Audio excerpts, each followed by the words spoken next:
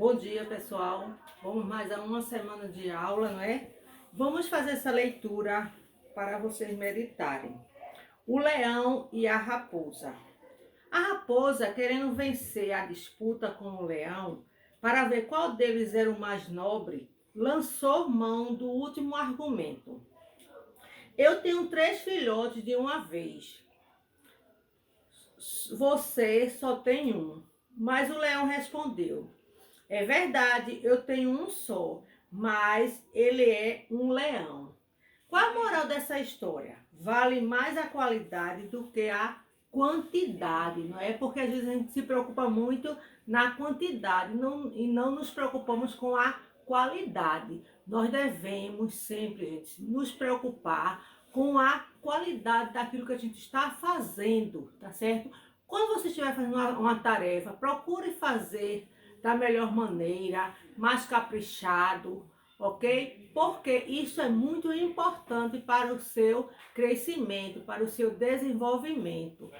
Então, a raposa está muito preocupada em quantidade, mas não na qualidade. Vamos orar? Senhor Jesus, eu te agradeço por mais esse dia. Eu te agradeço, Senhor, por esta semana de aula que tu vai nos conceder. Eu te agradeço, Senhor, por teu amor, por tua misericórdia para conosco. Que tu continue nos abençoando, que tu continue nos orientando nestas aulas online.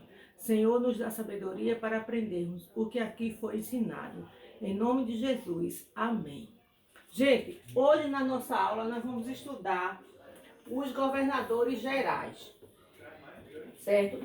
Está no livro de história, na página 54. Certo? A aula passada nós estudamos sobre capitanias hereditárias.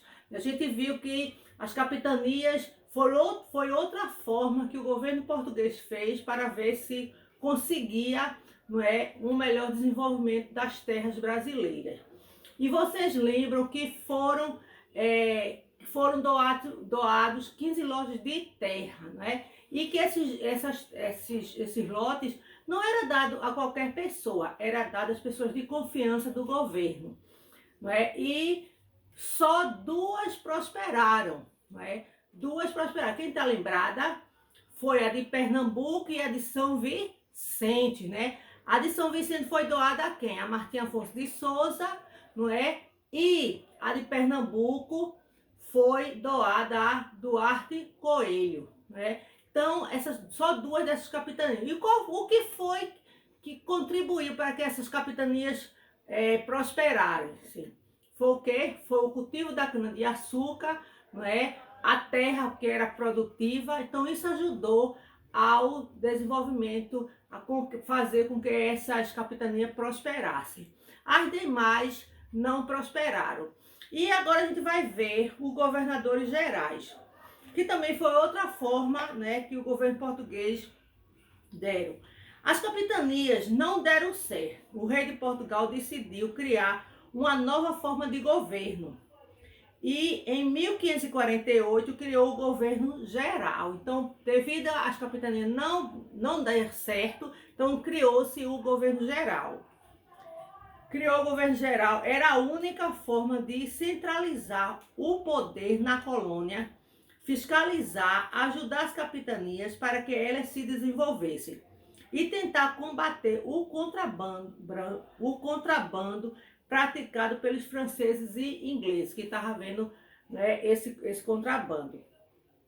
A sede do governo geral foi instalada na Baía de Todos os Santos. Então, vamos ver aqui. O primeiro governador geral foi, o primeiro governador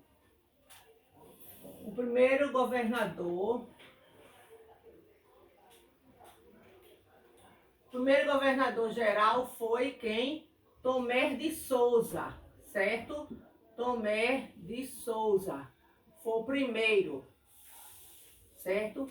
Então, foi que ele chegou em 1540, certo?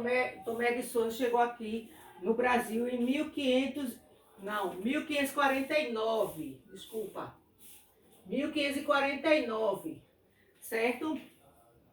E o que foi que Tomé de Souza fez? fundou a cidade de Salvador, a primeira capital do Brasil, né? Que a primeira capital do Brasil foi Salvador, não foi Brasília, ok? Com ele, com Tomé de Souza, vieram soldados, famílias e colonos, jesuítas, chefiados pelo padre Manuel da Nóbrega. Jesuítas eram os padres, né, que vinham para aqui, para o Brasil, para catequizar os índios, porque os índios, eles não sabiam de nada. Então, esses jesuítas vieram para catequizar os índios. Então, esse padre foi Padre Manuel da Nóbrega, um ouvidor-mor. Quem é esse ouvidor-mor? Esse era uma pessoa que cuidava da ordem e da justiça. Depois veio um provedor-mor, que cuidava do dinheiro.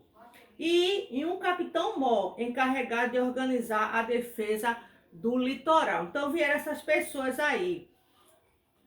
Tomé de Souza ficou como governador-geral de 1449 a 1553. Ele iniciou aí a catequese indígena pelos jesuítas. Então, os jesuítas ficaram responsáveis de catequizar, ensinar aos indígenas. Não só a rezar, ensinar tudo, né, aos indígenas. Então, e criou o primeiro bispado no Brasil, do qual Dom Pedro Fernandes Sardinha foi o primeiro bispo. Também foi responsável por incentivar as entradas. Mas o que era entrada? Não é dinheiro, foi uma forma que tinha de expedições. O que eram as entradas? Marque aí. Expedições que procuravam capturar índios e buscar minérios no interior do Brasil. Trabalhou na fortificação do litoral. Influenciou a agricultura e a pecuária. Então, foi no governo de Tomé de Souza. Gente, aí agora nós vamos ver. O próximo governador-geral foi o segundo, né? O segundo governador-geral. O segundo governador-geral, certo? O segundo governador-geral foi Duarte da Costa. Duarte da Costa, certo? Foi o segundo. E ele chegou ao Brasil em 1553, certo? Tomé de Souza deixou, e quando foi em 1553, Duarte da Costa chegou ao Brasil, ficando no lugar de Tomé de Souza. Trouxe seu filho Álvaro da Costa e alguns jesuítas. Entre eles encontrava-se José de Anchieta. Então, Duarte da Costa já trouxe outro jesuíta, certo? Outro padre. Então, Tomé de Souza trouxe o padre Manuel da Nóbrega, né? Já o Duarte da Costa, ele trouxe o José de Anchieta. Teve dificuldade no trabalho da agricultura e na criação do gado, pois não tinha mão de obra suficiente. Seu filho, Dom Álvaro da Costa, passou então a escravizar indígenas que trabalhassem na agricultura e na pecuária, gerando desentendimento com o bispo Dom Pedro Fernandes Sardinha, que não concordava com suas atitudes. O bispo foi chamado a Portugal para explicar o que estava acontecendo na colônia, mas seu navio naufragou, que é naufragar, ficou mergulhado, né, na água, afundou. E todos foram devorados por indígenas antropófagos no litoral de Alagoas. Outros problemas enfrentados por Duarte da Costa foram a invasão dos franceses no Rio de Janeiro em 1555, onde fundaram um povoado e a Confederação dos Tamoios. Então, gente, aqui está contando todo o relato, né, do governo de Duarte da Costa. Aí a gente vai ver aqui Em 1558, Duarte da Costa voltou a Portugal e chegou à Bahia para substituir o terceiro governador geral. Então a gente vai ter outro governador geral. Vamos ter o terceiro governador geral, certo? Vamos ter o terceiro governador geral.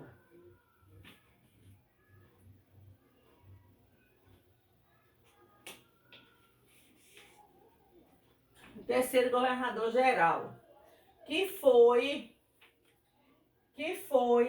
aqui existe, que foi Mendes Sá. Foi Mendes Sá, foi o terceiro governador geral, certo? Governador geral. Então, gente, isso aconteceu. Aí aqui, ó, Mendes Sá, que governou até 1572. Ouvindo os conselhos do padre Manuel da Nóbrega, o terceiro governador criou as aldeias ou missões, onde os indígenas aprendiam ofícios que poderiam ser úteis à colonização e eram catequizados. Em 1560, com os reforços recebidos de Portugal e auxiliado pelos indígenas cristianizados, Mendes Sá conseguiu afastar os franceses do litoral do Rio de Janeiro, mas eles permaneceram no Brasil, refugiando-se no interior.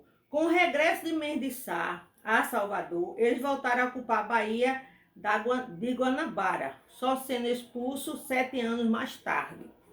Aí, em 1563, Mendes Sá, auxiliado pelo padre Manuel da Nóbrega e José de Anchieta, conseguiu expulsar os franceses da Confederação dos Tamoios.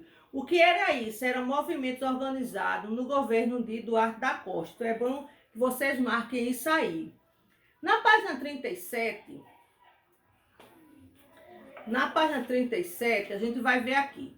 Para expulsar os franceses da Baía da Guanabara, Mendes Sá foi auxiliado por seu sobrinho, Estácio de Sá, que a 1º de março de 1565 fundou, próximo ao Pão de Açúcar, a cidade de São Sebastião, destinado a abrigar suas tropas, a que deu o nome de Forte de São Sebastião do Rio de Janeiro. Mas em combate com os franceses, Estácio de Sá morreu e Mendes Sá transferiu o povoado para um lugar mais seguro, que deu origem à atual cidade do Rio de Janeiro. Aí esses acontecimentos aí, gente, em 1567, o que foi que aconteceu?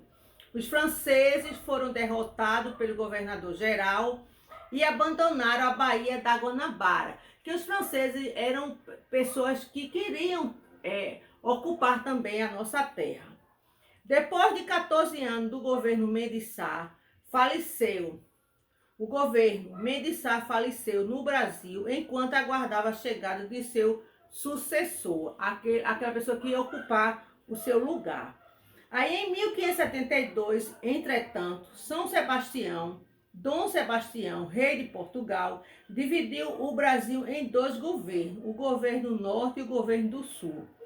O governo do Norte teve por sede a cidade de Salvador e foi governado em 1573 e 1578 por Luís de Brito de Almeida. O governo do Sul teve por sede a cidade do Rio de Janeiro, sob o governo de Antônio de Salema, que governou em 1574 a 1578. Gente, o que vocês têm que se preocupar não é muito esses fatos, tá? O que vocês têm que se preocupar é isso aqui, ó. Quem foi o primeiro governador geral foi Tomé de Souza. O segundo foi Duarte da Costa e o terceiro foi Mendes Sá, certo? Então, o que foi que eles... qual foi o jesuíta que veio com Tomé de Souza? Foi quem?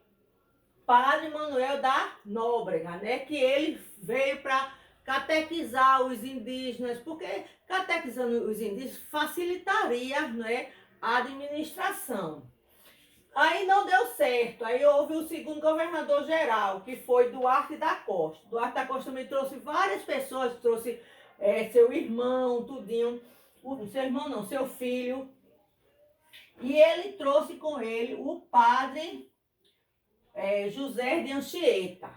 Né? Também lutou e não deu certo. Aí veio o segundo governador geral, que foi Mendes Sá. Então, gente, a atividade de vocês, ela vai estar na página 37, 38 e 39, que é bem fácil.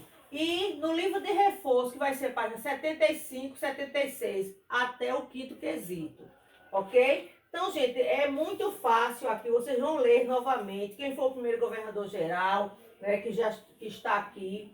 Aí a primeira pergunta, por que o rei de Portugal criou o governo geral? O governo geral no Brasil colônia. Por quê? Eu expliquei, né, antes de começar, porque as capitanias não deram certo, né? Não prosperaram, então com isso ele procurou criar um novo governo. E dessa vez foi os governadores gerais. Certo? Aqui aí tem dizendo aqui quem foi o primeiro, em que ano o governo geral foi criado no Brasil. Vocês dão uma lidinha, logo no início tem, né, o ano. Tchau.